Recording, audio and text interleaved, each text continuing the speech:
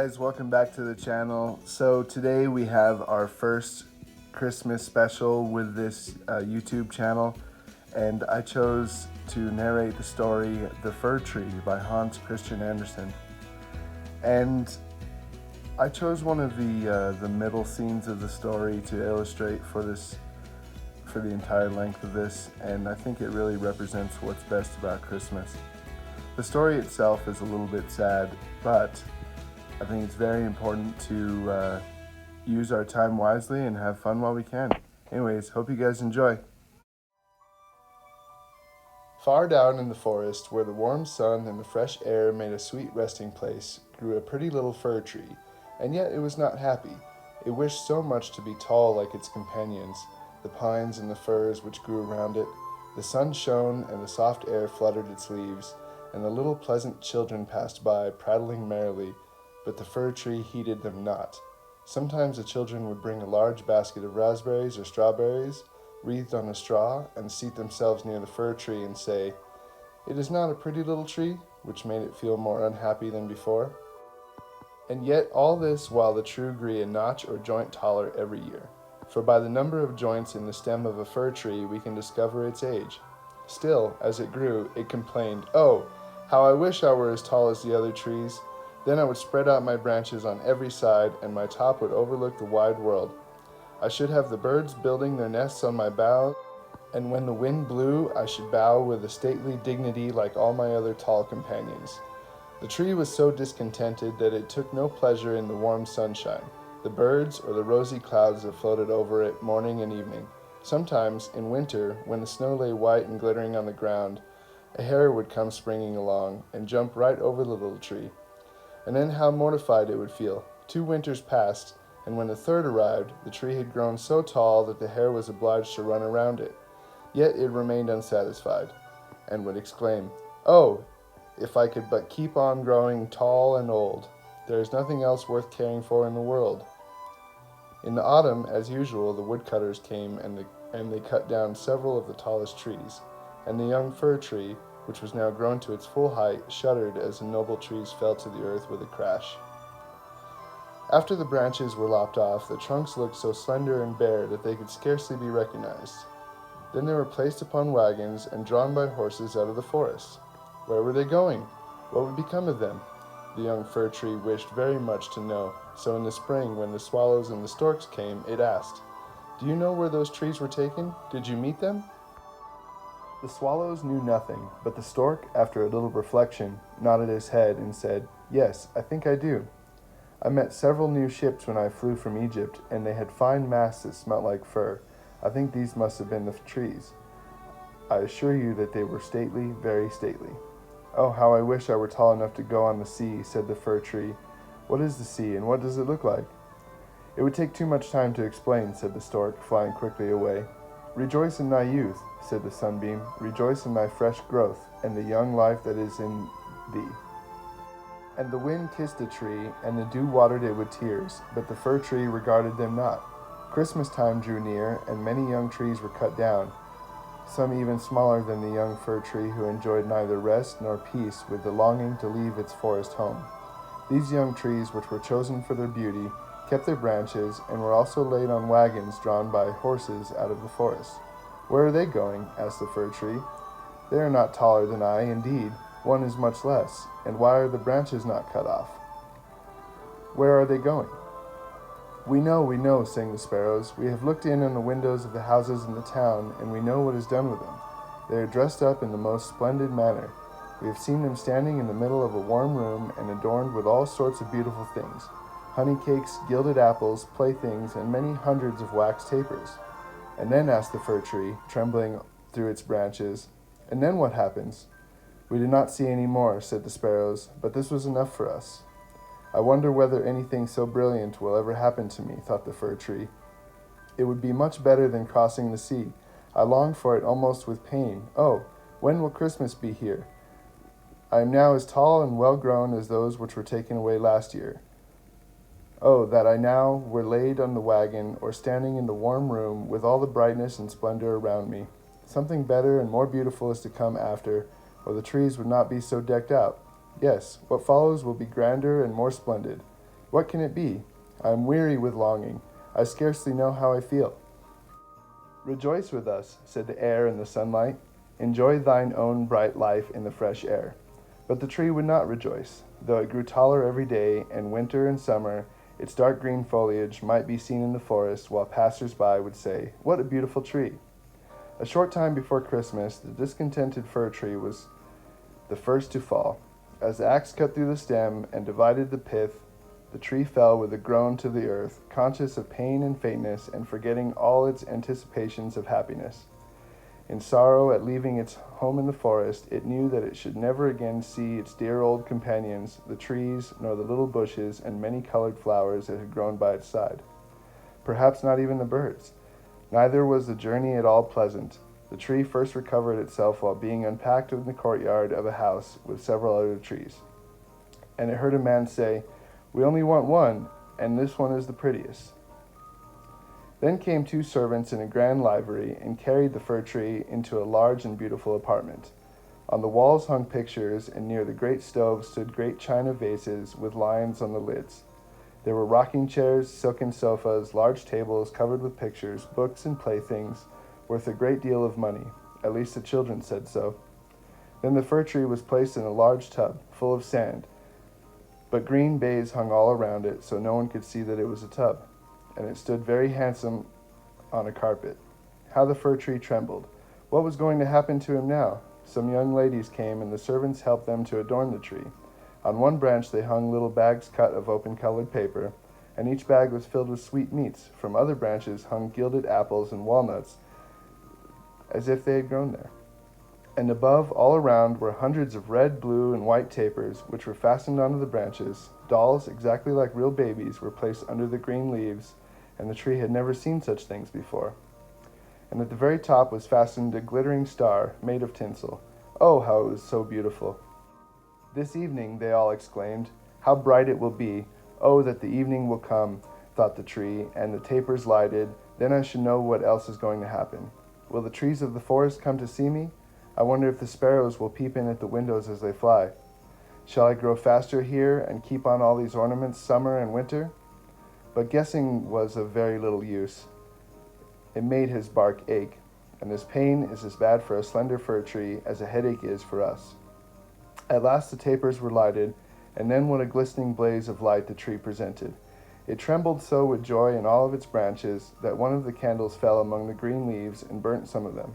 "Help, help!" exclaimed the young ladies, but there was no danger, for they quickly extinguished the fire. After this the tree tried not to tremble at all, though the fire frightened him. He was so anxious not to hurt any of the beautiful ornaments, even while their brilliancy dazzled him.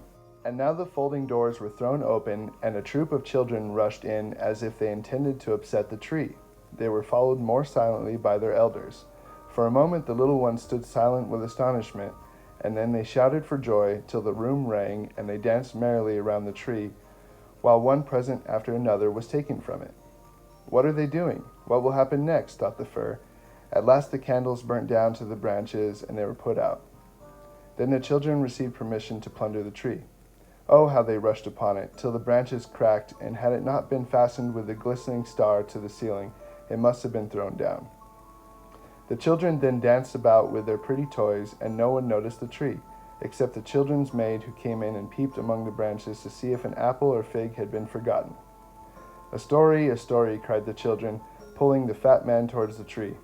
"Now we shall be in the green shade," said the man, as he seated himself under it, "and the tree will have the pleasure of hearing also. But I shall only relate one story. What shall it be? Ivy Davade, or Humpty Dumpty, who fell down the stairs, but soon got up again, and at last married a princess?" "Ivy Davade," cried some. "Humpty Dumpty," cried others, and there was a fine shouting and crying out. But the fir tree remained quite still, and thought to himself, "Shall I have anything to do with all this?" But he had already amused them as much as he wished. Then the old man told them the story of Humpty Dumpty, how he fell down the stairs and was raised up again and married a princess. And the children clapped their hands and cried, "Tell another, tell another," for they wanted to hear the story of Ivy Davade. But they only had Humpty Dumpty. After this the fir tree became quite silent and thoughtful. Never had the birds in the forest told such tales as Humpty Dumpty, who fell downstairs, yet married a princess. "Ah, yes, so it happens in the real world," thought the fir tree, He believed it all, because it was all related by such a nice man. Ah, well, he thought, who knows? Perhaps I might fall down too, and marry a princess. And he looked forward joyfully to the next evening, expecting to be again decked out with lights and playthings, gold and fruit. Tomorrow I will not tremble, thought he. I will enjoy all of my splendor, and I shall hear the story of Humpty Dumpty again, and perhaps Ivide evade. And now the tree remained quiet and thoughtful all night. In the morning the servants in the household came in. Now, thought the fir, all my splendor is going to begin again. But they dragged him out of the room and upstairs to the garret, and threw him out on the floor. In a dark corner where no daylight shone, there they left him. What does this mean, thought the tree. What am I to do here? I can hear nothing in a place like this. And he had time enough to think, for days and nights passed and no one came near him. And when at last somebody did come, it was only to put away large boxes in a corner. So the tree was completely hidden from sight, as if it had never existed. It is winter now, thought the tree. The ground is hard and covered with snow, so that people cannot plant me. I shall be sheltered here, I dare say, until spring comes. How thoughtful and kind everyone is to me. Still, I wish this place were not so dark, as well as lonely, with not even a little hare to look at. How pleasant it was out in the forest while snow lay on the ground, when the hare would run by, yes, and jump over me too, although I did not like it then. Oh, it is terribly lonely here. Squeak, squeak, said the little mouse, creeping cautiously towards the tree, and then came another, and they both sniffed at the fir tree and crept between the branches. Oh, it is very cold, said the little mouse, or else we should be so comfortable here, shouldn't we, you old fir tree? I'm not old, said the fir tree. There are many who are older than I am. Where do you come from, and what do you know? Asked the mice, who were full of curiosity. Have you ever seen the most beautiful places in the world, and can you tell us about them? And have you ever been in the storeroom where the cheese lie on the little shelf and hams hang on the ceiling? One can run about on tallow candles there and go in thin and come out fat. I know nothing of that place, said the fir tree, but I know the wood where the sun shines and the birds sing, and the tree told the mice all about its youth. They had never heard such an account in their lives, and after they had listened to it attentively, they said, What a number of things you have seen! You must have been very happy. Happy, exclaimed the fir tree, and then, as if he reflected upon what he had been telling them, he said, Ah, yes, after all, those were happy days. But when he went on and related all about Christmas Eve, and how he had been dressed up with cakes and lights, the mice said, How happy you must have been, you old fir tree. I'm not old at all, replied the tree. I only came from the forest this winter. I am now checked in my growth. What splendid stories you can relate, said the little mice. And the next night 4 other mice came with them to hear what the tree had to tell. The more he talked, the more he remembered. And then he thought to himself, those were happy days. But they might come again. Humpty Dumpty fell down the stairs, and yet he married the princess. Perhaps I may marry a princess too. And the fir tree thought of the pretty little birch tree that grew in the forest, which was to him a real beautiful princess. Who is Humpty Dumpty? Asked the little mice. And then the tree related the whole story. He could remember every single word, and the little mice were so delighted with it that they were ready to jump off the top of the tree. The next night a great many more mice made their appearance, and on Sunday 2 rats came with them, but they said it was not a pretty story at all, and the little mice were very sorry, for it made them also think less of it. Do you only know one story? Asked the rats. Only one, replied the fir tree. I heard it on the happiest evening of my life, but I did not know what was so happy about it at the time. We think it is a very miserable story, said the rats. Don't you know any story about bacon or tallow in the storeroom? No, replied the tree. Many thanks to you then, replied the rats, and they marched off. The little mice also kept away after this, and the tree sighed and said, It was very pleasant when the merry little mice sat around me and listened while I talked. Now that is all past too. However, I shall consider myself happy when someone comes to take me out of this place. But would this ever happen? Yes, one morning people came to clear out the garret. The boxes were packed away, and the tree was pulled out of the corner and thrown roughly on the garret floor. Then the servant dragged it upon the staircase where the daylight shone. Now life is beginning again, said the tree, rejoicing in the sunshine and fresh air. Then it was carried down the stairs and taken into the courtyard so quickly that it forgot to think of itself and could only look about. There was so much to be seen. The court was close to a garden where everything looked blooming. Fresh and fragrant roses hung over the little palings. The linden trees were in blossom, while the swallows flew here and there, crying, Twit, twit, twit, my mate is coming. But it was not the fir tree that they meant. Now I shall live, cried the tree. joyfully spreading out its branches, but alas, they were all withered and yellow, and it lay in a corner amongst the weeds and the nettles. The star of the gold paper still stuck to the top of the tree and glittered in the sunshine. In the same courtyard, two of the merry children were playing, who had danced round the Christmas tree, and had been so happy. The youngest saw the gilded star and ran and pulled it off the tree. "Look what's sticking to the old ugly fir tree," said the child, treading on the branches till they cracked under his boots. And the tree saw the fresh bright flowers in the garden, and then looked at itself, and wished it had remained in the dark corner of the garret. It thought of its fresh youth in the forest, of the merry Christmas evening, and of the little mice who had listened to the story of Humpty Dumpty. "Past, past," said the old tree. "Oh, but I wish I enjoyed myself when I could have done so. But now it's too late." Then a lad came down and chopped the tree into small pieces till a large bundle lay in a heap on the ground. The pieces were placed in a fire under the copper, and then quickly blazed up so brightly, while the tree sighed so deeply that each sigh was like a pistol shot. Then came the children who were at play, came and sat themselves in front of the fire, and looked at it and cried, "Pop, pop!" But at each pop, which was a deep sigh, the tree was thinking of a summer day in the forest, and of Christmas evening, and of Humpty Dumpty, the only story it had ever heard or knew how to relate, till at last it was consumed. The boys still played in the garden, and the youngest wore the golden star on his breast, with which the tree had been adorned during the happiest evening of its existence.